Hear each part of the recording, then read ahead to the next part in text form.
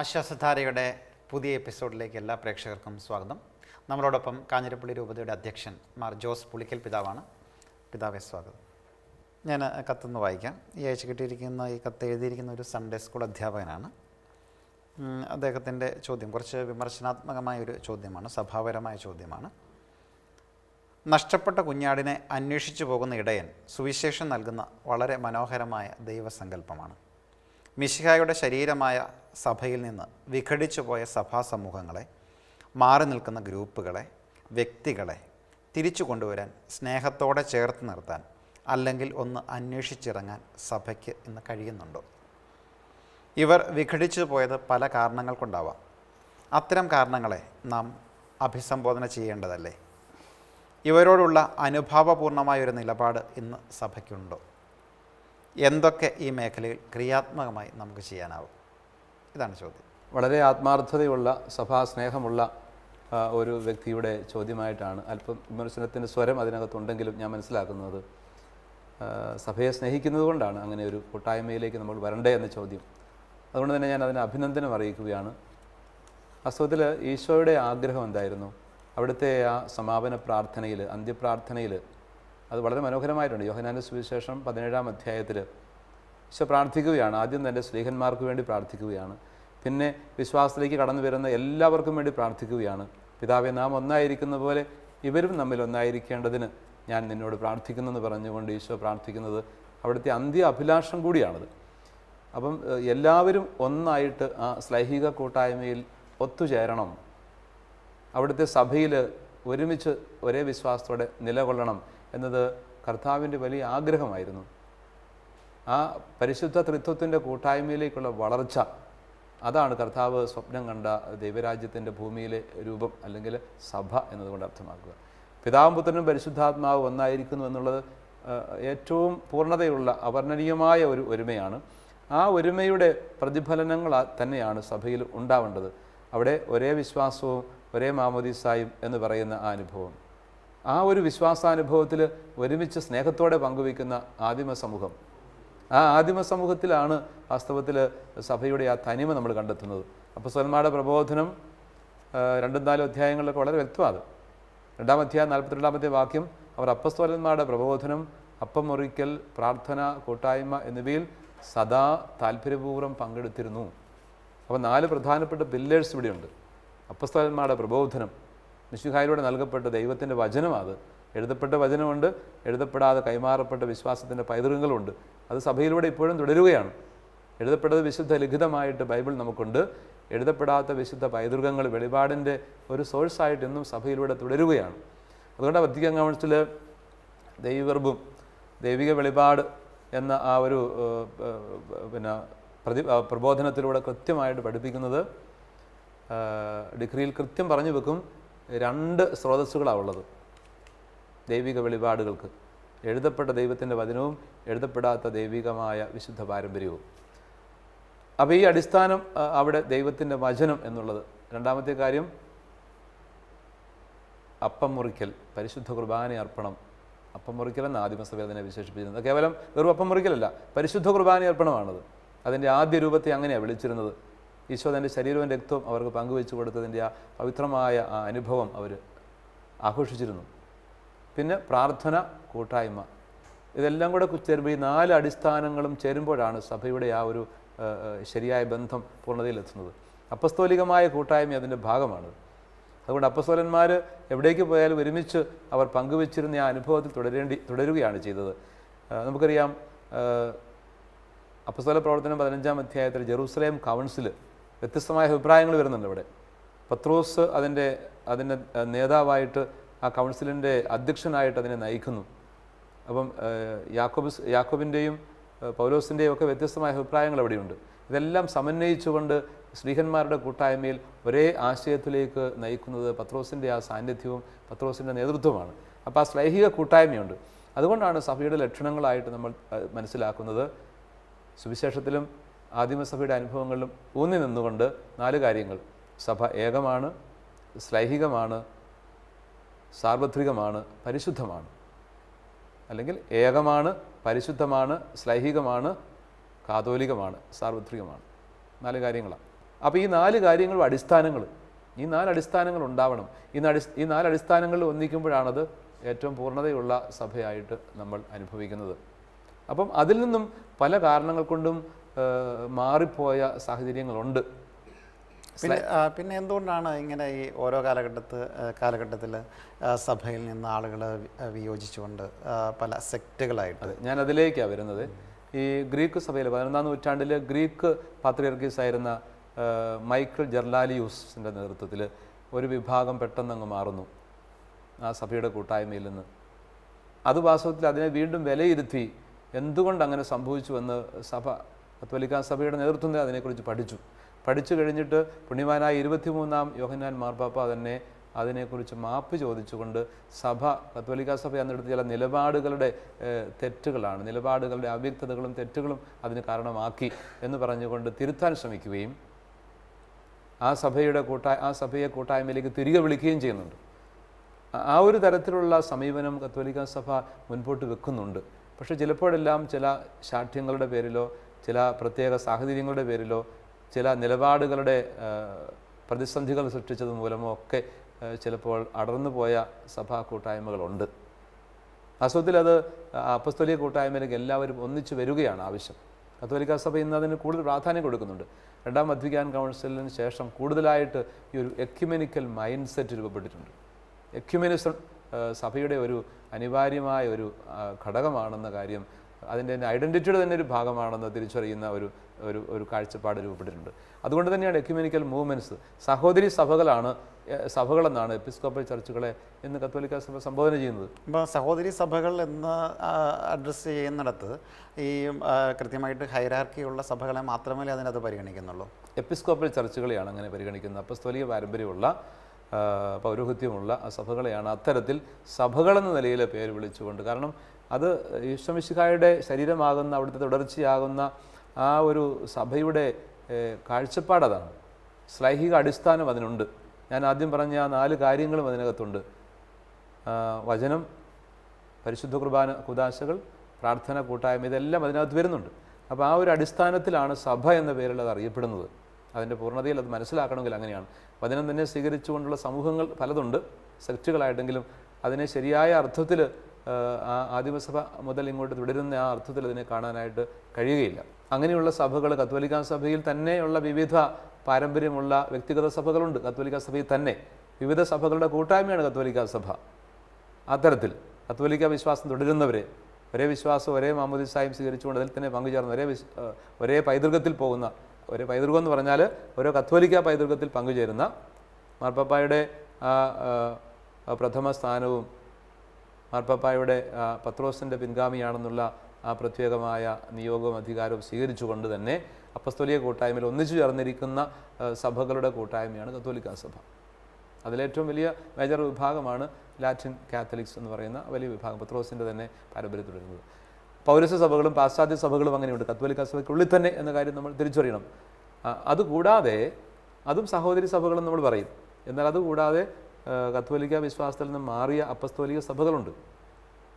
അതിനെയും സഹോദരി സഭകളെന്നാണ് ഇന്ന് കത്തോലിക്കാ സഭ മനസ്സിലാക്കുന്നത്, വിളിക്കുന്നു. ആ ഒരു വലിയ കൂട്ടായ്മയിലേക്ക് എല്ലാവരും ഒരുമിക്കണം ഈശോയുടെ ആഗ്രഹം അനുസരിച്ച്, തിരുസഭയിൽ ഒന്നായി തീരണം എന്നുള്ള വലിയ ദർശനം വത്തിക്കാൻ കൗൺസിൽ മനോഹരമായിട്ട് വെക്കുന്നുണ്ട്. അതിനകത്ത് പോരായ്മകളും കുറവുകളുമൊക്കെ ഇരുഭാഗത്തും സംഭവിച്ചിട്ടുണ്ടാകാം. ഉണ്ടെങ്കിൽ അതൊക്കെ തിരുത്തി ഏക സത്യവിശ്വാസത്തിലേക്ക്, കൂട്ടായ്മയിലേക്ക് തിരികെ എത്തുക എന്നുള്ളതാണ് ഈശോമിശിഹായുടെ ആഗ്രഹം. ആ ആഗ്രഹത്തിലാണ് പങ്കുചേരേണ്ടത്. ഇനി അതിനുവേണ്ടി സഭ ഇപ്പോൾ എക്യുമെനിക്കൽ മൂവ്മെൻറ്റിൻ്റെ ഭാഗമായിട്ട് പലയിടങ്ങളിലും എക്യുമെനിക്കൽ പങ്കുവെക്കലുകൾ, വിശ്വാസ വിഷയങ്ങളെ സംബന്ധിച്ചുള്ള ദൈവശാസ്ത്ര വിശകലനങ്ങൾ, യോജിക്കാവുന്ന മേഖലയിലൊക്കെ ഏതെല്ലാം തരത്തിൽ ഒന്നിച്ച് പ്രവർത്തിക്കാം എന്നുള്ള കാഴ്ചപ്പാടുകളെല്ലാം രൂപപ്പെടുത്തിയെടുക്കുകയും പ്രായോഗികമാക്കുകയും ചെയ്യുന്നുണ്ട്. അത് കുറച്ചുകൂടി കൂടുതലായിട്ട് വളർത്തിയെടുക്കണം. ആ ഒരു വലിയ കൂട്ടായ്മ മുമ്പിൽ കണ്ടുകൊണ്ട് സ്വാർത്ഥം ഉപേക്ഷിച്ചിട്ട് ശരിയായ വിശ്വാസം, സത്യം എന്താണെങ്കിലും അംഗീകരിക്കാനുള്ള സന്നദ്ധതയോടുകൂടി ഒരുമിച്ച് അപ്പസ്തോലിക സഭകളൊക്കെ വരേണ്ടത് ആവശ്യമാണ്. അത് നമുക്ക് സ്വപ്നം കാണാൻ പറ്റും, അതിലേക്ക് വരാൻ പറ്റും, വളരാൻ പറ്റും. അത് പ്രധാനപ്പെട്ട കാര്യമാണ്. ഈ വിയോജിപ്പുകൾക്ക് കാരണം ദൈവശാസ്ത്രപരമായ കാരണങ്ങളാണോ അതോ മറ്റ് അധികാരവുമായിട്ട് ബന്ധപ്പെട്ടിട്ടുള്ള അല്ലെങ്കിൽ ആ തരത്തിലുള്ള വിയോജനങ്ങളാണോ? 2 തരത്തിലുമുണ്ട്.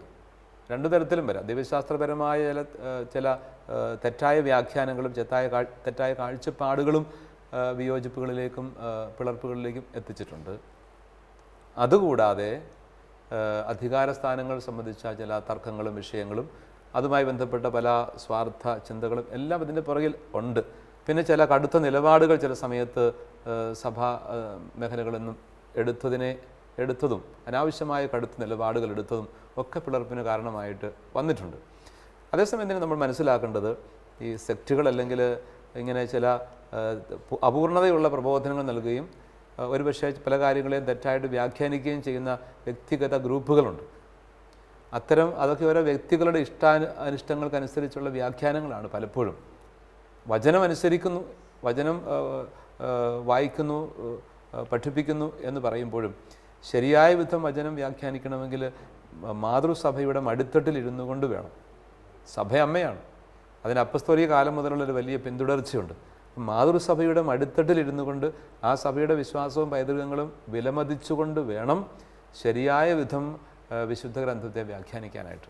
അതിൽ വീഴ്ചകൾ വരാൻ സാധ്യതയുണ്ട്, അങ്ങനെ പലപ്പോഴും വന്നിട്ടുണ്ട്.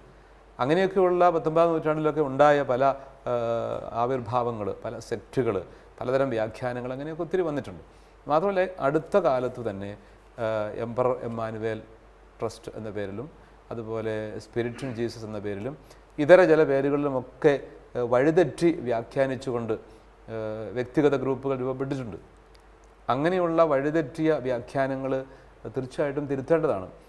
അതൊക്കെ തിരുത്താനുള്ള നിർബന്ധപൂർവമായ നിലപാടുകളും തിരുത്തണമെന്ന ആവശ്യവും അമ്മയായ സഭ മുൻപോട്ട് വെക്കുന്നുണ്ട്. അതൊക്കെ വാസ്തവത്തിൽ നിഷ്കർഷയോടുകൂടിയും വളരെയധികം കരുതലോടുകൂടിയും അക്കാര്യത്തിൽ തിരുത്തലുകൾ കൊടുക്കണമെന്ന് തന്നെ ബെനഡിക്റ്റ് പാപ്പായും ജോൺ പോൾ രണ്ടാമൻ പാപ്പായും എല്ലാം നേരത്തെ തന്നെ പറഞ്ഞു വെച്ചിട്ടുണ്ട്. അവിടെ എല്ലാം നിലപാട് അത് തന്നെയാണ്. ഫ്രാൻസിസ് പാപ്പായും അത് തന്നെയാണ് പറയും. അതുപോലെ തന്നെ ഈ സെക്റ്റുകൾ മുമ്പോട്ട് വയ്ക്കുന്ന വളരെ അപകടകരമായിട്ടുള്ള ആശയങ്ങൾ പല വിധത്തിലെ സഭാമക്കളുടെ ഇടയിലേക്ക് വന്ന് കൂടുന്നതായിട്ട് നമ്മൾ ചിലപ്പോഴൊക്കെ കാണാനായിട്ട് സാധിക്കും. ഇതിൽ ഒരു കുറച്ചുകൂടി ജാഗ്രതയോടുകൂടി ഇതിനെ സമീപിക്കേണ്ടതായിട്ട് സഭാമക്കൾക്ക് അത്തരത്തിൽ അവർക്കൊരു മുന്നറിയിപ്പ് നൽകേണ്ടതല്ലേ സഭയുടെ ഭാഗത്തു നിന്ന്? തീർച്ചയായിട്ടും സഭയുടെ ഭാഗത്തു നിന്ന് കൂടുതലായി പല കാര്യങ്ങളും ചെയ്യേണ്ടതുണ്ട്. മുന്നറിയിപ്പുകൾ മാത്രമല്ല, നിലപാടുകളും പ്രബോധനങ്ങളും എല്ലാം ആവശ്യമാണ്. മുന്നറിയിപ്പുകൾ ആവശ്യമാണ്. പലപ്പോഴും പലതരത്തിലും പ്രലോഭിപ്പിച്ച ആളുകളെ ചില വ്യക്തി താല്പര്യങ്ങളിലേക്കും കൊച്ചു കൂട്ടായ്മകളിലേക്കും ഒക്കെ, പ്രാർത്ഥനാ കൂട്ടായ്മകളിലേക്കും ഒക്കെ അങ്ങനെ മാറ്റിക്കൊണ്ടു പോകുന്നത് ഈ കാലത്തൊക്കെ ധാരാളം ഉണ്ട്. ഇനി അതൊക്കെ വളരെ ഫണ്ടമെൻ്റലിസ്റ്റിക് ആയിട്ടുള്ള ഇൻ്റർപ്രിട്ടേഷൻസ് വിശുദ്ധ ഗ്രന്ഥഭാഗങ്ങൾക്ക് നൽകിക്കൊണ്ടാണ് അക്ഷരാർത്ഥത്തിൽ എല്ലാത്തിനെയും വ്യാഖ്യാനിച്ചുകൊണ്ട് വളരെയധികം ഒരു ഫനാറ്റിക് ഫണ്ടമെൻ്റലിസ്റ്റിക് ഇൻ്റർപ്രിട്ടേഷൻസ് കൊടുക്കുന്നത് ശരിയല്ല. വാസ്തവത്തിൽ ശരിയായ വിധം വിശുദ്ധ ഗ്രന്ഥത്തെ സമീപിക്കുകയും പഠിക്കുകയും ധ്യാനിക്കുകയും അതിനെ മനസ്സിലാക്കി ആഴത്തിൽ സ്വാംശീകരിക്കുകയും ചെയ്യേണ്ടതാണ് നമ്മൾ. അതേസമയം തന്നെ വചനത്തോടുള്ള വലിയൊരു ആഭിമുഖ്യം ഈ ഗ്രൂപ്പുകൾക്കെല്ലാം ഉണ്ട്. അത് പോസിറ്റീവായിട്ടൊരു കാര്യമാണ്. തീർച്ചയായിട്ടും നന്മകളില്ലെന്നല്ല പറയുക, പക്ഷേ അതേസമയം തന്നെ ശരിയായ വിധം ബൈബിൾ പഠിപ്പിക്കാനും സാധിക്കണമെന്നുള്ളതാണ്. പിന്നെ നമ്മളതിന് കത്തോലിക്കാ സഭയുടെ ഭാഗത്തുനിന്നും ശ്രദ്ധിക്കേണ്ട പല കാര്യങ്ങളും ഉണ്ട്. കുറേ കാര്യങ്ങൾ ഞാനിങ്ങനെ പറയാൻ ആഗ്രഹിക്കുന്നത് പ്രായോഗികമായിട്ട് ചെയ്യേണ്ടത് നമ്മൾ ഒരുമിച്ച് ചെയ്യേണ്ട കാര്യങ്ങളാണ്. ഒന്ന്, ശരിയായ വിശുദ്ധ കുർബാനയിൽ കേന്ദ്രീകൃതമായ ഒരു ആധ്യാത്മികത, വിശുദ്ധ കുർബാനയിലും കൂദാശകളിലും ദൈവവചനത്തിലും കേന്ദ്രീകരിച്ചുകൊണ്ടുള്ളൊരു ആധ്യാത്മികതയാണ് വളർത്തിയെടുക്കേണ്ടത്. ചിലപ്പോഴെങ്കിലുമൊക്കെ ഈ നൊവേന കേന്ദ്രീകൃതമായിട്ട് പോവുകയും ചില ഭക്താഭ്യാസങ്ങളിൽ മാത്രം ഒതുക്കി കാര്യങ്ങളെ കാണുകയും അങ്ങനെയൊക്കെയുള്ള കാര്യസാധ്യങ്ങൾക്ക് വേണ്ടി ഓടിക്കൂടുകയൊക്കെ ചെയ്യുന്ന പ്രവണതകൾ ഉണ്ടാകുന്നുണ്ട്. അതൊക്കെ നിയന്ത്രിക്കേണ്ടതും തിരുത്തേണ്ടതും ആവശ്യമാണ്. നൊവേനകൾ ആവശ്യമില്ലെന്നല്ല, നൊവേനകളൊക്കെ നല്ലതാണ്. അതൊരു ഓർഗാനിക് ഡെവലപ്മെൻ്റ് ആകണമെന്നാണ് പറയുക. വിശ്വാസത്തിൽ നിന്നും വിശുദ്ധ ഗ്രന്ഥത്തിൽ നിന്നും വരുന്ന ഒരു സ്വാഭാവികമായ ഒരു വളർച്ചയിൽ സംഭവിക്കുന്ന അത്തരത്തിലുള്ള ഭക്താഭ്യാസങ്ങളെ ആ ആരാധനക്രമത്തോടും ഉദാശകളോടൊക്കെ ചേർന്ന് പോകുന്ന ഈശോമിശിഹായിലേക്ക് നയിക്കുന്ന വിശുദ്ധരോടുള്ള വണക്കവും ഭക്തിയും എല്ലാം നല്ലതാണ്. അത് പ്രോത്സാഹിപ്പിക്കേണ്ടതുമാണെന്ന് സഭ പഠിപ്പിക്കുന്നുണ്ട്. എന്നാൽ അതേസമയം ഈശോയിൽ നിന്നും പരിശുദ്ധ കുർബാനയിൽ നിന്നും കൂദാശകളിൽ നിന്നും വചനത്തിൽ നിന്നും വ്യതിചലിപ്പിക്കുന്ന വിധമുള്ള എന്ത് ഭക്താഭ്യാസമാണെങ്കിലും അത് തിരുത്തേണ്ടതാണ്, അത് തെറ്റുമാണ്. അങ്ങനെയൊക്കെയുള്ള അമിതമായ അതിനകത്തൊരു പക്ഷെങ്കിൽ നേർച്ചപ്പണം ആഗ്രഹിച്ചുകൊണ്ടോ കൂടുതൽ ആ തരത്തിലുള്ള ഏതെങ്കിലും ലക്ഷ്യങ്ങൾ കൊണ്ടോ നല്ല കാര്യങ്ങൾക്ക് വേണ്ടിയാണേലും മറ്റൊരു കാര്യത്തിലൂടെ നേർച്ചപ്പണം കിട്ടണമെന്ന് ചിന്തിക്കുന്നത് ശരിയല്ല. ശരിയായ രീതിയിലാണെങ്കിൽ കുഴപ്പമില്ല. അത് ന്യായമായ ആളുകൾ വന്ന് പ്രാർത്ഥിച്ച് മനസ്സാന്തരപ്പെട്ട് അവരുടെ ഒരു വിഹിതം സമർപ്പിച്ചിട്ട് പോകുന്നത് നല്ലത് തന്നെ. പക്ഷേ അത് കുർബാനയിലേക്കും അൾത്താരയിലേക്കും നയിക്കണം, വചനത്തിലേക്ക് നയിക്കണം, ഈശോയിലേക്ക് നയിക്കണം. അങ്ങനെ നയിക്കുന്നില്ലെങ്കിൽ അവിടെ തിരുത്തലുകൾ ആവശ്യമാണെന്നുള്ളത് വളരെ പ്രധാനപ്പെട്ടതാണ്. മറ്റൊന്നുള്ളത്, നല്ല പ്രബോധനങ്ങൾ കൊടുക്കാൻ നമ്മൾ തയ്യാറാവണം. വിശ്വാസ പരിശീലന ക്ലാസ്സുകളിലൊക്കെ കൃത്യമായ പ്രബോധനങ്ങൾ കുറേയെല്ലാം നമ്മൾ അക്കാര്യത്തിൽ വിജയിക്കുന്നുണ്ട്. നമുക്ക് ചിട്ടയായ ഒരു വിശ്വാസ പരിശീലന പദ്ധതി ഉണ്ട്, അത് നല്ലത് തന്നെ.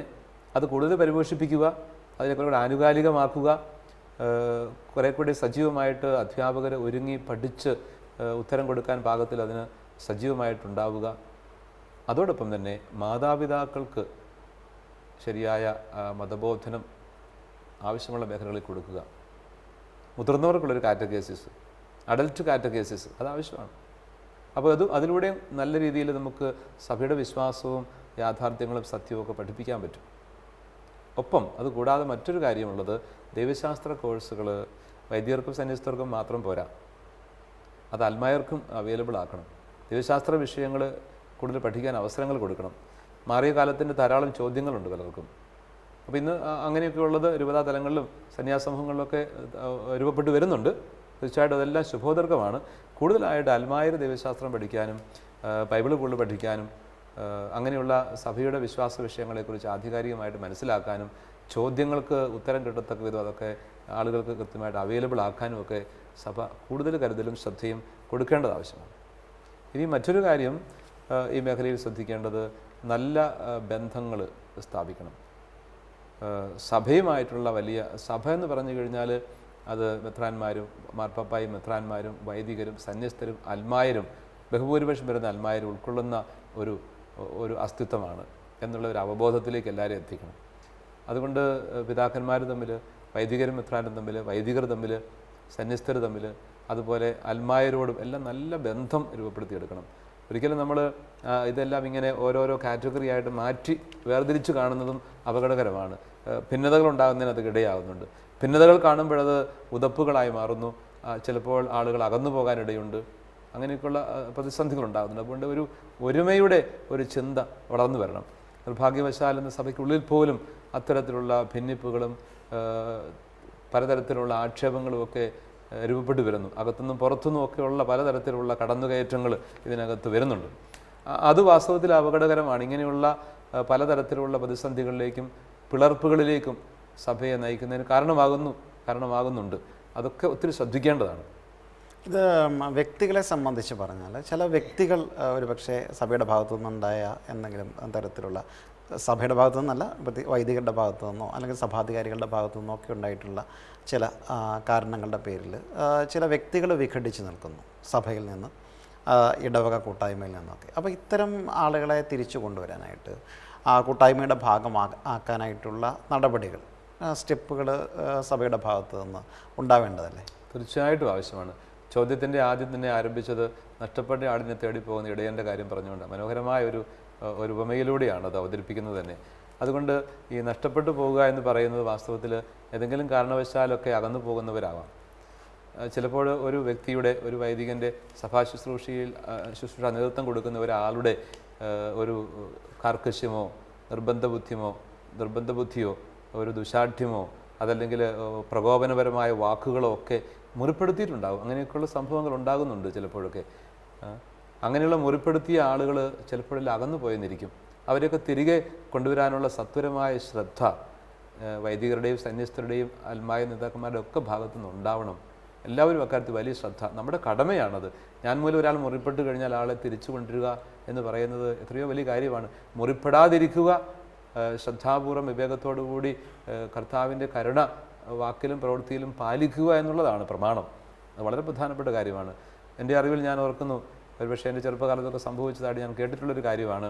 ഒരിടവകയിൽ ഒരാൾ ഒരു പൊതുയോഗത്തിൽ വെച്ച് അച്ഛനെന്തോ ക്ഷുഭിതനായി പറഞ്ഞാൽ ഇപ്പോൾ ആക്ഷേപതരത്തിൽ സംസാരിച്ചതിൻ്റെ പേരിൽ ഇറങ്ങിപ്പോവുകയും അയാൾ ഇടറിപ്പോവുകയും നിരീശ്വര പ്രസ്ഥാനത്തിൽ പെട്ടുപോവുകയും പിന്നെ അതിൻ്റെ വക്താവായി മാറുകയും അവിടുത്തെ ഒരു ഗുരുവായി മാറുകയും ഒത്തിരി പേരെ ഈശ്വര നിഷേധത്തിലേക്ക് അല്ലെങ്കിൽ ദേവാലയത്തിൽ നിന്നും സഭയിൽ നിന്നും അകറ്റിയ ഒരു വ്യക്തിയായി മാറുകയും ചെയ്തു എന്നുള്ളൊരു സങ്കട വാർത്ത.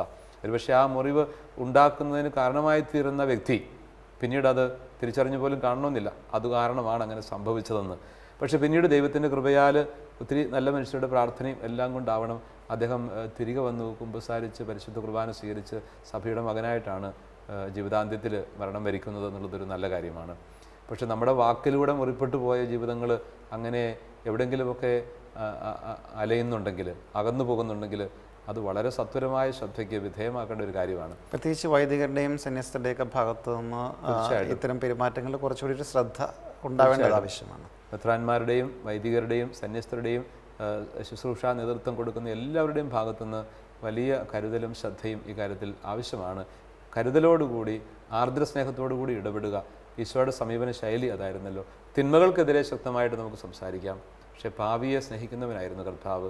ഒരാൾ തെറ്റു ചെയ്തു എന്നാൽ കണ്ടാൽ പോലും ആ വ്യക്തിയെ അനുതാപത്തിലേക്ക്, സഭയുടെ കൂട്ടായ്മയിലേക്ക് മടക്കി കൊണ്ടുവരിക എന്നുള്ളതാണ് അടിസ്ഥാനപരമായിട്ട് നമ്മൾ ചിന്തിക്കേണ്ടത്. എന്തെങ്കിലും പറഞ്ഞ് ശകാരിക്കുക എന്നതിനേക്കാൾ ഉപരി. അതുകൊണ്ട് ശകാരം ഹൃദയത്തിൻ്റെ സ്നേഹത്തിൽ നിന്ന് വരുന്നതാണെങ്കിൽ അത് സ്വീകാര്യമാവും. ഒരുപക്ഷെങ്കിൽ അതെല്ലാം നോക്കി വേണ്ട വിധം വിവേകത്തോടു കൂടി പരിശുദ്ധാത്മാവിനാൽ പ്രേരിതനായിട്ട് വേണം അത് ചെയ്യാനെന്നുള്ളത് പ്രസക്തമാണ്. അതുകൊണ്ട് ആരും നഷ്ടപ്പെട്ടു പോകാതെ എല്ലാവരെയും ചേർത്ത് പിടിക്കുന്ന കരുതലുള്ള സ്നേഹമാണ് എല്ലാ ശുശ്രൂഷാ നേതൃത്വത്തിലുള്ളവർക്കും ആവശ്യമായിരിക്കുന്നത് എന്നത് ബോധപൂർവം ഞാനും വായിച്ചെടുക്കുകയാണ്. ഏതെങ്കിലും തരത്തിൽ അങ്ങനെ കുറവുകൾ നമ്മുടെ ഭാഗത്തു നിന്നൊക്കെ വരുന്നുണ്ടെങ്കിൽ അത് അന്വേഷിച്ച് തിരുത്താൻ നമ്മൾ കടപ്പെട്ടിരിക്കുന്നു. ഇനി ഏതെങ്കിലും തരത്തിൽ കുറവുകളോ മുറിവുകളോ ഉണ്ടായ മക്കൾ, സഹോദരങ്ങളുണ്ടെങ്കിൽ അതെല്ലാം കർത്താവ് ഈശോ മിശിഹായെ പ്രതി ക്ഷമിച്ച്, ഒരു വ്യക്തിയെ കണ്ടുകൊണ്ടല്ല നമ്മൾ സഭയുടെ മകനോ മകളോ ആയിരിക്കുന്നത് എന്ന് തിരിച്ചറിഞ്ഞുകൊണ്ട് സഭയാകുന്ന അമ്മയുടെ മടിത്തട്ടിലേക്ക് മടങ്ങി വന്ന് ആ വലിയ സ്നേഹത്തിൽ കൃപയിൽ നിറയുമ്പോഴാണ് നമുക്ക് സമാധാനവും സന്തോഷവും ജീവിതത്തിൻ്റെ അർത്ഥവും കണ്ടെത്താൻ പറ്റുക എന്നും എല്ലാവരും ചിന്തിക്കുകയും വേണം. നമ്മളൊക്കെ നമ്മുടെ വാക്കുകളെ ശ്രദ്ധിക്കുമ്പോൾ ഓരോരുത്തരും മറ്റാരെയും കുറ്റപ്പെടുത്താതെ എൻ്റെ വാക്കിലൂടെ എന്തെങ്കിലും പിഴവുകൾ വരുന്നുണ്ടോ എന്ന് ചിന്തിക്കുകയും പരിശോധിക്കുകയും ചെയ്യുകയാണ് ഏറ്റവും ഉത്തമം. അതുകൊണ്ട് തീർച്ചയായിട്ടും ഇങ്ങനെ പല കാര്യങ്ങളിലും ഒത്തിരി ശ്രദ്ധ ചെലുത്താനുണ്ട്. ഒരു കാര്യം കൂടി ഞാനൊന്ന് ആഡ് ചെയ്യാൻ ആഗ്രഹിക്കുകയാണ്.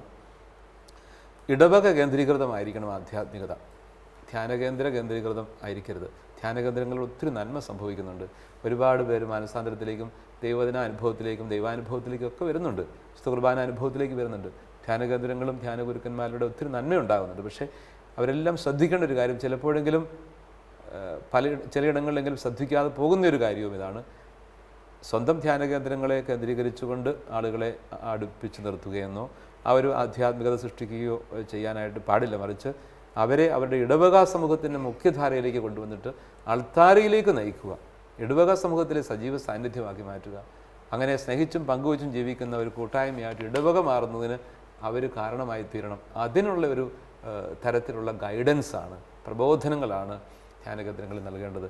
സഭയുടെ ഔദ്യോഗിക പഠനങ്ങൾക്ക് വിഘാതമായിട്ടുള്ളതൊന്നും ആരും പ്രഘോഷിക്കാനായിട്ട് പാടില്ല. കാരണം സഭയാണ് ആധികാരികമായിട്ട് വചനം പഠിപ്പിക്കുകയും വിശ്വാസം പ്രഘോഷിക്കുകയും ചെയ്യാൻ കടപ്പെട്ട വ്യക്തി, കടപ്പെട്ടയാൾ, കടപ്പെട്ടവൾ, ആ അമ്മ ആണ് വിശ്വാസത്തിൻ്റെ ആധികാരിക അസ്തിത്വം. അതുകൊണ്ട് മിശിഹായിലൂടെ കൈമാറപ്പെട്ട ഈ വലിയ വിശ്വാസത്തിൻ്റെ പൈതൃകം സഭയാകുന്ന അമ്മയോട് ചേർന്നുകൊണ്ട് സ്വീകരിച്ച് ജീവിക്കാൻ നമുക്കെല്ലാം ആത്മാർത്ഥമായിട്ട് ശ്രമിക്കാം. അതിനായിട്ട് എല്ലാവരെയും സ്നേഹത്തോടെ എളിമയോടെ ആഹ്വാനം ചെയ്യുന്നു. നമുക്ക് പ്രാർത്ഥിക്കാം. ഞങ്ങളുടെ കർത്താവേ, ഞങ്ങളുടെ ദൈവമേ, തിരുസഭയുടെ ആ ഒരു സാന്നിധ്യത്തിലേക്കും കൂട്ടായ്മയിലേക്കും ആ മടിത്തട്ടിലേക്കും സ്നേഹത്തോടെ അടുത്തു വരാൻ ഏതെങ്കിലും സാഹചര്യം കൊണ്ട് ഏതെങ്കിലും ആരുടെയെങ്കിലും വാക്കുകൾ കൊണ്ട് മുറിപ്പെട്ടു പോയിട്ടുണ്ടെങ്കിൽ അതെല്ലാം മാപ്പ് നൽകിക്കൊണ്ട് ചേർത്ത് പിടിക്കാനും ചേർന്ന് വരാനും ഞങ്ങളെല്ലാവരെയും അനുഗ്രഹിച്ചാലും, ക്ഷമിച്ചുകൊണ്ട് കർത്താവിൻ്റെ സ്നേഹത്തിലേക്ക് മടങ്ങി വരാൻ അവിടുന്ന് ഞങ്ങളെ അനുഗ്രഹിച്ചാലും, ആരും ഞങ്ങളുടെ വാക്കുമൂലം മുറിപ്പെടാതെ സ്നേഹത്തോടെ കരുണാർദ്ര സ്നേഹത്തിൻ്റെ ആരൂപമായ മിശിഹായുടെ ഹൃദയ അനുഭവത്തിൽ പങ്കുചേർന്നുകൊണ്ട് ആ ഭാവത്തോടു കൂടി വിശുദ്ധ രഹസ്യങ്ങളെ സമീപിക്കുവാൻ, ദൈവജനത്തെ സമീപിക്കുവാൻ, ശുശ്രൂഷാ മേഖലകളെ സമീപിക്കുവാനൊക്കെ ഞങ്ങളെ അനുഗ്രഹിച്ചാലും, കർത്താവേ, നിൻ്റെ അനുഗ്രഹത്തിൻ്റെ വലം കൈ നീട്ടി അവിടുന്ന് ആശീർവദിക്കണമേ. ഏക ഇടയനും ഒരു തൊഴുത്തുമാകുന്ന വലിയ സ്വപ്നം മനസ്സിൽ കണ്ടുകൊണ്ട് ജീവിക്കുവാൻ, മിശിഹായുടെ സ്നേഹത്തിൽ ചേർന്ന് നിന്നുകൊണ്ട് കരുതലോടുകൂടി പങ്കുവയ്ക്കുന്ന സമൂഹമായി ജീവിക്കുവാൻ, ഏകവും പരിശുദ്ധവും ശ്ലൈഹികവും സാർവത്രികവുമായ സഭയുടെ കൂട്ടായ്മയിൽ ചേർന്ന് നിൽക്കുവാൻ, വചനം സ്വീകരിക്കുവാനും ആഴമായ ദൈവാനുഭവത്തോടെ പരിശുദ്ധ കുർബാന അർപ്പിക്കുവാനും കൂദാശകൾ സ്വീകരിക്കുവാനും കൂട്ടായ്മയിലും പ്രാർത്ഥനയിലും ഒന്നിച്ചു ചേരുവാനും ഒക്കെ ഞങ്ങൾക്കിടയാവട്ടെ. അവിടുത്തെ അനുഗ്രഹത്തിൻ്റെ വലം കൈനീട്ടി ഞങ്ങളെ ആശീർവദിക്കണമേ. താവിശ്വമിശിഹായുടെ കൃപയും പിതാവായ ദൈവത്തിൻ്റെ സ്നേഹവും പരിശുദ്ധാത്മാവിൻ്റെ സഹവാസവും നാം എല്ലാവരുടെയും കൂടെ ഉണ്ടായിരിക്കട്ടെ, ഇപ്പോഴും എപ്പോഴും എന്നേക്കും. ആമേൻ. സഭയാകുന്ന അമ്മമരത്തണലിൽ എല്ലാ മനുഷ്യരും ഒന്നു ചേരുന്ന ഒരു നല്ല കാലം ഉണ്ടാവട്ടെ എന്ന് ആശംസിക്കുന്നു, ആഗ്രഹിക്കുന്നു, പ്രാർത്ഥിക്കുന്നു. നന്ദി. വീണ്ടും ഒരു എപ്പിസോഡിൽ കണ്ടുമുട്ടുന്നവരെ നമസ്കാരം. നിങ്ങളുടെ സംശയങ്ങളും ചോദ്യങ്ങളും വാട്സാപ്പിലൂടെയും ഇമെയിലിലൂടെയും കത്തുകളിലൂടെയും ഞങ്ങളെ അറിയിക്കാം. WhatsApp number 9605818881. Email ashwasadhara@shalomtelevision.com. കത്തുകൾ അയക്കേണ്ട വിലാസം: the producer, Ashwasadhara, Shalom television, Peruvannamuzhi PO, Kozhikode 673528.